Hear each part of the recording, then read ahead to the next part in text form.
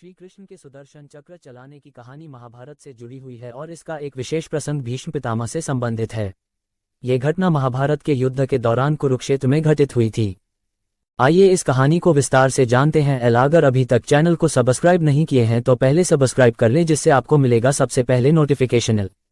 कथा का प्रसंग। महाभारत युद्ध के दौरान भीष्म पितामह कौरवों की ओर से लड़ रहे थे। वे अत्यंत शक्तिशाली योद्धा थे और पांडवों की सेना पर भारी पड़ रहे थे।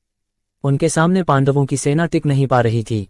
श्री कृष्ण अर्जुन के सारथी थे और अर्जुन को भीष्म से लड़ने के लिए प्रेरित कर रहे थे।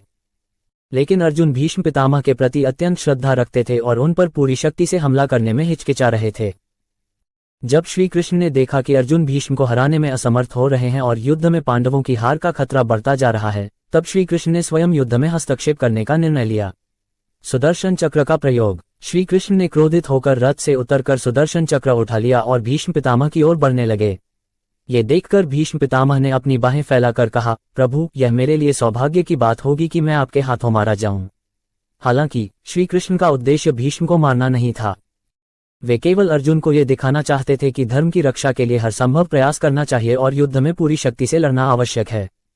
जब अर्जुन ने श्री कृष्ण से युद्ध में स्वयं न लड़ने की विनती की और वचन दिया कि वे पूरी शक्ति से भीष्म का सामना करेंगे, तब श्री कृष्ण ने सुदर्शन चक्र को वापस ले लिया।